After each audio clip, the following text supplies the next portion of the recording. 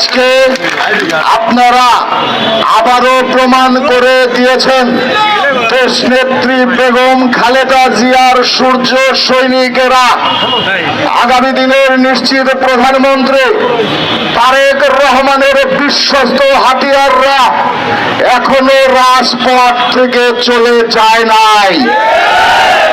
আগামীতে অপষড়যন্ত্রের বিরুদ্ধে দেশনায়ক তারেক রহমান যে কোনো সময় আন্দোলন সংগ্রামের ডাক দিলে মানিকগঞ্জ জেলা যুবদল তার জন্য সর্বোচ্চ পর্যায়ে প্রস্তুত। আইন শৃঙ্খলা নিয়ন্ত্রণ করেন, উদর পিণ্ডি বুদর ঘাড়ে দিয়ে বেশি দিনে রাষ্ট্র পরিচালনার দায়িত্বে থাকতে পারবেন না। এদেশের সাধারণ মানুষ বুঝে গেছে আজকে 11 মাস হয়ে যায় আপনারা নির্বাচনের নাম বলেন না। আমরা আপনাদের কাছে আমাদের ভোটের অধিকার ফিরে চাই। আমরা দ্রুত সময়ের ভিতরে আমাদের ভোট দিতে চাই। এদেশের সাধারণ মানুষ তার গুরুত্বপূর্ণ ভোট দিয়ে যাকে রাষ্ট্র পরিচালনার দায়িত্ব দিবে সে এই রাষ্ট্র সুশৃঙ্খল ভাবে পরিচালনা করবে, আমরা এই আশাবাদ ব্যক্ত করি। আজকে আমরা 5 আগস্টের যে আন্দোলন করেছিলাম সেই আন্দোলন যেসব শিশু কিশোররা সেই আন্দোলনের একক ক্ষমতা দিতে চাই, আমরা বলতে চাই সেই আন্দোলনে আমরা এখানে যেখানে তারা সিনিয়র নেতৃবৃন্দ উপস্থিত আছি, আমাদের ছেলে মেয়ে বাচ্চারা সকলেই সেই আন্দোলনে রাজপথে ছিল। আপনারা একাই আন্দোলন করেননি,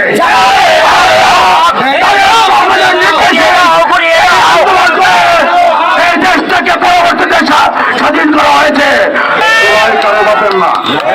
সাথী ভাইর আমার, ইচ্ছে করলেই ওই ভণ্ডপীর ওই ধর্ম ব্যবসায়ীকে আমি বা আমরা তুই করে বলতে পারি, কিন্তু আমরা ওই ভণ্ডপীর এবং ওই ধর্ম ব্যবসায়ীকে তুই করে বলবো না।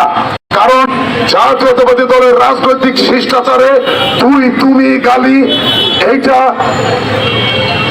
এইটা কার্য করে না। সাথী ভাইর আমার, আমরা জামাতিদের শক্তিও দেখেছি। শহীদ তুমির থেকে মিছিল বের হতো, সেই দিন শেষ। কাজেই রাজাকারের বাচ্চারা আপনারা যদি আর একটাবার রাষ্ট্রের বিরুদ্ধে, জাতীয়তাবাদী দলের বিরুদ্ধে, তারেক রহমানের বিরুদ্ধে, জাতীয়তাবাদী দলের বিরুদ্ধে আপনারা যদি ষড়যন্ত্র করেন, সেই ষড়যন্ত্রের জবাব শহীদ জিয়ার আদর্শে গড়া দল বাংলাদেশ জাতীয়তাবাদী যুব দল মানিকগঞ্জ জেলা বিএনপির আহ্বায়ক আফরোজা খান রিতাপার নির্দেশনা তার দাঁত ভাঙা জবাব দেবে। সাথী ভাই, আওয়ামী বাকশালীদের গোপালগঞ্জে আক্রমণ, সেই আক্রমণের তাৎক্ষণিকভাবেই দেশটা জনাব তারেক রহমানের নির্দেশনায় বিএনপির মহাসচিব মির্জা ফখরুল ইসলাম আলমগীর তীব্র নিন্দা জ্ঞাপন করেছেন এবং সেই সাথে দোষীদের এবং আক্রমণকারীদের দৃষ্টান্তমূলক শাস্তি দাবি করেছেন। কাজেই আপনারা রাজনীতিতে নতুন শিষ্টাচার শিখে কার সাথে কি ব্যবহার করতে হবে সেইটা শিখে আপনারা রাজনীতি করেন। কারণ বিএনপি প্রতিযোগিতায় বিশ্বাসী বলেই জনগণের ভোটের অধিকার ফিরিয়ে দিয়ে গণতান্ত্রিক পন্থায় নির্বাচনের মাধ্যমে নির্বাচিত হয়ে ক্ষমতা আসতে চায়। সাথী ভাইয়ের আমার, বিন্দু পাঠানোটা খালি বাকি আছে নাকি? যারা রাজাকার করেছে 71-এ, যারা আমাদের মা বন্ধুর শ্রীলতা হারি করেছে, যারা এ দেশের স্বাধীনতা সার্বভৌমত্বকে বিপন্ন করার চেষ্টা করেছে, আজকে ওই সব ভণ্ডদের মুখে দেশপ্রেমের কথা কি বানায় না?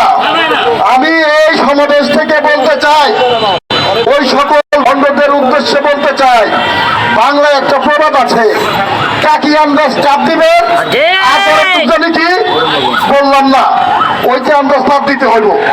কথা বলবেন সংযত হয়ে, নিজে যতটুকু আপনি ঠিক অতটুকুর মধ্যেই কথা বলার চেষ্টা করবেন। চেয়ারম্যান তারেক রহমানের বিরুদ্ধে কটূক্তি মানায় না। তারেক রহমান কি কত বড় ব্যক্তিত্বের অধিকারী এ দেশের 18 কোটি সাধারণ জনগণ সেটা জানে। আজকের এই সমাবেশ বৃষ্টি উপেক্ষা করে সমাবেশ, আজকের প্রতিবাদের ভাষা যখন আমার নেতাকে নিয়ে কটূক্তি করা হয়, যখন আমার নেতৃবৃন্দকে নিয়ে কটূক্তি করা হয়, তখন আমাদের বজ্র কঠিন আজকের প্রতিবাদ শুধু এই প্রতিবাদ আজকে যেমন সমাবেশ এবং মিছিলে সীমাবদ্ধ থাকে, আগামী দিনে হয়তো মিছিল আর সমাবেশে সীমাবদ্ধ থাকবে না। জিয়ার সৈনিক, জিয়ার সৈনিক, এখন লড়াই করো। দিল্লি কাছে স্বৈরাচার, দিল্লি যাবে রাজাকার, দিল্লি কাছে স্বৈরাচার, স্বৈরাচার আর রাজাকার মিলে মিশে একাকার।